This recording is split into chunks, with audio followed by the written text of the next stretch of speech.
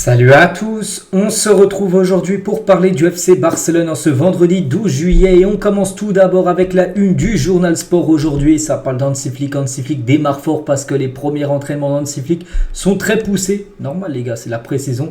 Si le Barça veut faire une grande saison, il faut déjà faire tout d'abord une pré-saison. Ça va dans l'ordre bien évidemment. Donc quelques photos lors de l'entraînement du jour, n'oubliez pas qu'il y a entraînement tous les jours là. Il y a eu entraînement, le premier ça a été avant-hier, mercredi, il y a eu entraînement hier, il y a entraînement bien sûr aujourd'hui également. Donc voilà quelques photos d'Hansi Flick. Et Hansi Flick a programmé un total de 6 séances d'entraînement d'aujourd'hui à dimanche. Donc voilà, pour vous dire les gars qu'il y a une grosse cadence bien sûr d'entraînement. Donc c'était hier la photo, donc enfin l'info. Donc voilà, il n'y a pas 2 entraînements aujourd'hui, demain et après-demain pour en faire 6. Il y a un jour par exemple, je crois que c'est demain samedi, il y aura seulement un entraînement. Mais par exemple dimanche, un entraînement le matin et l'après-midi. Et il n'y a aucun joueur qui est arrivé tout d'abord à la pré-saison en surpoids, parce que de temps en temps il y a des joueurs qui arrivent avec un peu de kilos en trop. Non, tout le monde est arrivé, parfait on peut dire. Donc ils sont tous prêts pour le début de cette nouvelle saison. Donc voilà quelques photos tout d'abord d'Hansi Flick, le coach, et des joueurs. Tiens, Mika Faye, j'avais dit les gars qu'il allait être supervisé lors de cette pré-saison. C'est le cas actuellement. Il fera également la tournée avec le reste du groupe du côté des États-Unis. Inigo Martinez était bien sûr est présent également à l'entraînement. Et concernant ce joueur, il devrait être le titulaire lors des matchs de pré-saison. Donc Inigo devrait commencer en défense centrale aux côtés de Christensen en raison de la blessure d'Araujo. On ne veut pas qu'Araujo blessé normalement 2 mois avec l'Uruguay. Et la participation aussi de Poku Barsi aux Jeux Olympiques. Donc du coup, il faudra bien des défenseurs centraux. Donc ça devrait être lui et Christensen lors des 3 matchs de préparation là qui se dérouleront aux États-Unis. Gavi est également présent à l'entraînement aujourd'hui. Après, à noter que Gavi s'entraîne.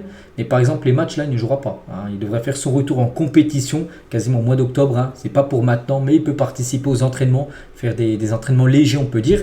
Et Gavi, Marc Casado aussi, le capitaine de l'équipe B. Ils ont manqué la session en 2e division espagnole. Et il intègre bien sûr le groupe pro. Donc lui aussi, de faire une grosse pré-saison pour avoir une place bien sûr. Dans l'équipe première, Baldé aussi, lors de l'entraînement. Et Baldé, les gars, a eu de bonnes sensations lors de la première séance d'entraînement de pré-saison. Il ne s'entraînait pas au même rythme que les autres, mais il avait des sentiments positifs. Le plan est qu'il rejoigne l'entraînement de groupe la semaine prochaine, parce que là peut-être il fait des exercices un petit peu individuels ou avec les préparateurs physiques, mais pas encore entièrement avec le groupe. Mais on peut voir que ça se passe plutôt bien. Mais pas qu'il est blessé, il s'est même fait opérer, c'était en janvier dernier. Donc voilà, c'est plutôt une bonne nouvelle. Concernant Baldé, Victor Roque était aussi bien sûr présent à l'entraînement. On peut voir aussi Oriol Romeu. Donc voilà toutes les photos, quelques photos lors de l'entraînement avec bien sûr l'entraînement avec quelques joueurs de l'équipe première, mais aussi beaucoup de joueurs de l'équipe réserve. Voilà, parce qu'il faut compléter bien sûr ce groupe, parce que la plupart des joueurs importants du Barça sont toujours actuellement en vacances ou toujours actuellement en compétition, comme par exemple Lamine Yamal qui va jouer l'après-demain une finale de l'Euro.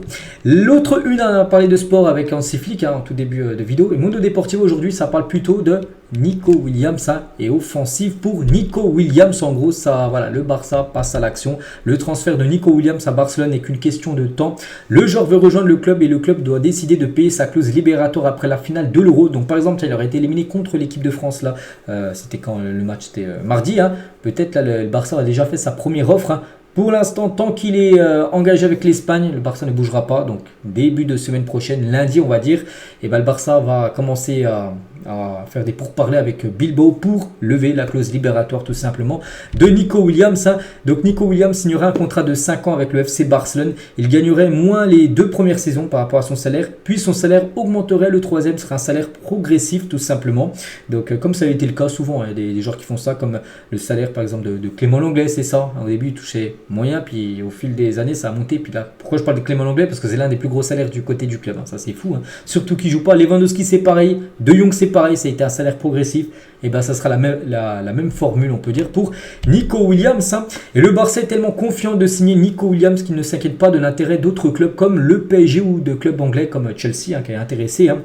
Le joueur est décidé à 100% à donner la priorité au Barça, même s'il y a des clubs comme Paris qui le veulent. Le Barça, il n'y a pas de souci, se disent qu'il va refuser tous les autres clubs pour signer du côté bien sûr du club, du club du Barça.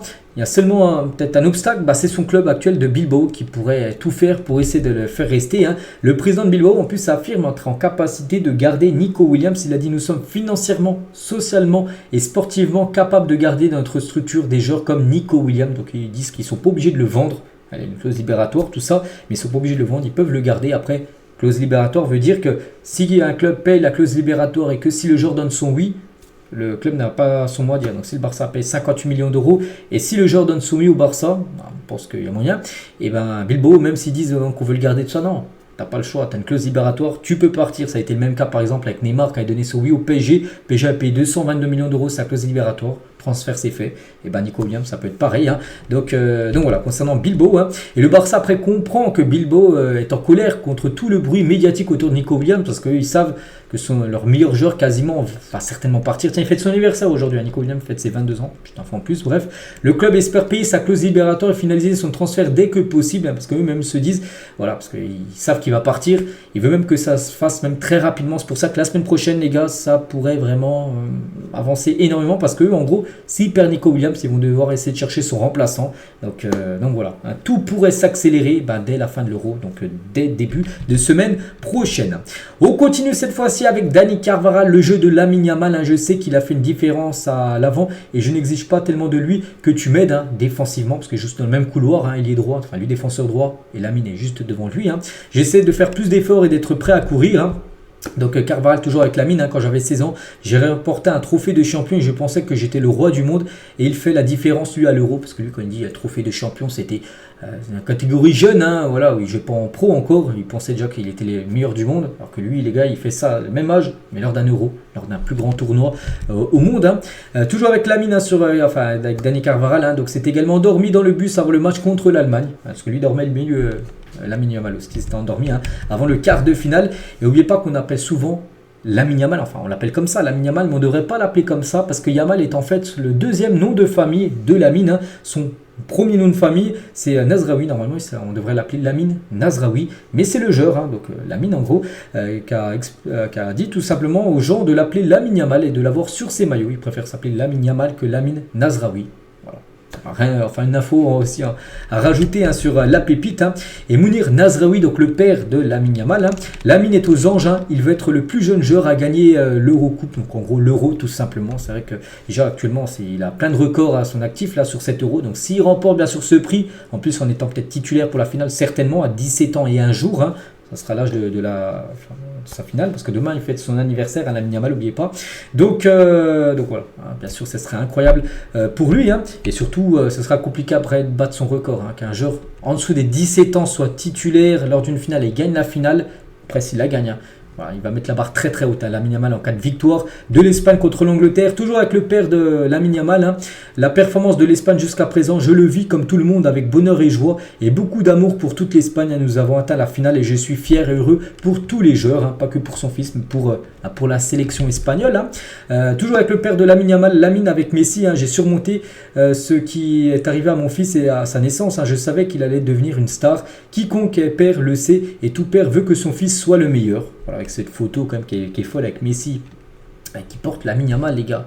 On n'aurait jamais pensé que cette photo serait autant symbolique collector pas mal d'années après. Et si, hein, c'est fou. Hein.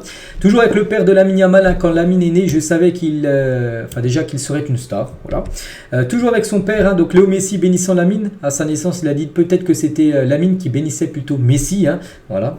Après, vu que Messi a touché Lamine Yamal, c'est pour ça que Messi a fait une grande carrière, parce que là, Messi était en tout début de carrière avec les cheveux longs, tout ça, c'était la version début de carrière, hein, bien sûr, de Messi. Hein. Toujours avec le père de Lamine, hein, donc Lamine a mûri bien avant les autres. Hein. Je remercie toute l'Espagne, la Masia, le centre de formation. Il a fait toutes ses classes, hein, ses amis, en gros tout le monde, hein, bien sûr. Hein, donc VAR, hein, on ne parle pas de l'assistance vidéo, bien sûr. Je ne sais pas pourquoi VAR, je ne sais pas trop ce que c'est. Bref, ici, en gros, il remercie tout le monde, hein, du côté de Barcelone. Et le père de Lamine, hein, sur la finale de l'Euro, hein, donc je pense que l'Espagne va gagner, c'est tout, et rien de plus, hein, bien sûr. Il va pas dire oui je vois l'Angleterre gagner alors que son fils joue en Espagne. Non, il voit l'Espagne, même moi, même la plupart voient comme l'Espagne au vu du jeu proposé. Et j'espère même que l'Espagne gagnera contre les Anglais. Et toujours avec Lamine, hein, donc par rapport au prochain eSport FC, parce que là sur cette édition il n'a pas eu de carte FUT, mais la prochaine il aura bien sûr sa carte, donc il aura une note de 80. Une note générale, un 90 de vitesse, 86 de dribble, très belle carte, hein, bien sûr, de Lamine Yamal. Donc peut-être il y en a qui disent, ouais, vu le niveau qu'il a, pourquoi il n'a pas 90, tout ça. Après, tu as le temps, il va avoir 17 ans demain, donc ils ont le temps, eSport, de monter sa note au fil des années. Hein, ils ne vont pas lui donner un 90, puis après, c'est compliqué après avoir des cas, enfin monter, on va dire en note générale, mais voilà, 80 c'est déjà bien. Puis après, s'il nous fait encore une belle année, La saison suivante, peut-être il montera 85 hein, pour sa carte dans le FIFA l'année encore d'après. Et Lamine Yamal a mesure aujourd'hui 1m80. Voilà, parce qu'il a pris, en plus j'en ai parlé, je sais plus, il y a quelques semaines, voire quelques mois, j'avais dit qu'il avait pris plus de 10 cm en un an, sur l'année qui s'était passée en 2023, l'année dernière. Donc voilà, actuellement il fait 1m80, il est pratiquement à sa taille ou après peut-être il grandira plus. Donc voilà, déjà 1m80, donc là il a les caractéristiques en gros du joueur parfait, 1m80, tout ça.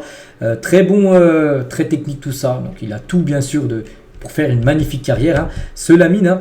Et Mounir Nasraoui qui a toujours avec le père de Lamine Yamal sur Instagram il y a 5 ans, le présent et le futur. Hein, le présent, on peut voir, c'était Messi et Luis Suarez, et le futur, il y avait son fils, hein, Lamine. On peut voir, je crois, tout à droite, enfin je sais pas si c'est lui avec couleur blond là, j'ai l'impression que c'est Gavi, enfin je sais pas si c'est lui, j'ai l'impression que c'est lui son visage, j'en sais rien, mais c'est vrai que même par rapport à son fils, ça c'est voilà, le futur bien sûr, enfin le présent et le futur de l'Espagne et du Barça.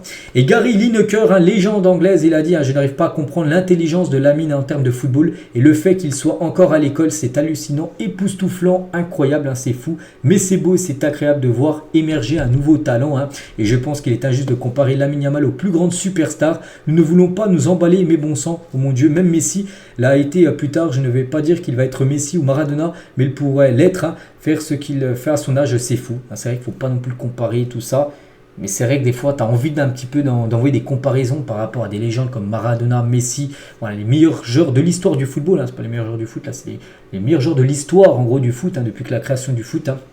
Donc bon, encore il va avoir 17 ans demain, mais c'est vrai qu'il y a des chances, hein, quand même, s'il n'y a pas de blessure, il y a des chances qu'il soit vraiment un joueur qui marquera l'histoire du foot. Bref, le Barça devra annoncer officiellement les nouveaux maillots de la saison prochaine le 23 juillet. Enfin les gars, enfin, c'est fou, hein, dans la boutique officielle du Barça. Vous pouvez y aller acheter le maillot, mais c'est le maillot de la saison dernière. Le maillot de domicile n'est toujours pas dévoilé, ni extérieur ni troisième maillot, parce que tu peux pas le vendre parce qu'il n'est toujours pas annoncé. C'est fou là, c'est quand même du manque d'argent. Il y a plein de touristes actuellement qui sont du côté de Barcelone qui voudraient peut-être s'offrir le maillot. Il va falloir attendre le 23 juillet, encore 11 jours pour s'offrir le maillot du Barça. On le connaît déjà, hein, ce maillot, c'est celui-là, un maillot domicile, voilà, c'est celui-là. Mais officiellement, il n'a toujours pas été annoncé. Et officiellement, dans les boutiques officielles du Barça, tu peux toujours pas te l'offrir. En gros, ce maillot. Donc domicile et troisième maillot sera de couleur vert. Le maillot extérieur sera, je sais plus quelle couleur il sera le maillot extérieur. Mais bon, pour l'instant, le domicile n'a pas encore été dévoilé. Et on finit aujourd'hui, les gars, juste avec une petite info par rapport au trophée Juan Gamper. C'est un trophée que le Barça dispute toujours une semaine avant le premier match de la Liga. On sait l'adversaire, ça sera l'AS Monaco. Une belle affiche, hein, parce que Monaco finit comme deuxième de Ligue 1 saison dernière. Donc ça sera le 12 août prochain, ça sera une semaine avant le premier match du Barça qui sera, je sais plus contre qui, hein, le premier match. Bon, on a le temps, hein, parce que là on parle déjà août alors qu'il y a déjà les matchs de préparation, tout ça à disputer avant, mais voilà. Barça, Monaco, ça sera au Stade Montjuïc, hein, ça ne sera pas encore au Camp Nou parce que le retour au Camp Nou est prévu fin d'année là 2024, donc d'ici 3-4 mois sera le retour dans le stade. Donc voilà les gars, j'espère que ça vous a plu, que ça vous plaît toujours autant, bien sûr ces vidéos sur le Barça. Donc on se retrouve nous demain bien sûr, hein, et voilà, hein, demain samedi pour le prochain numéro. Bonne journée à vous et à demain.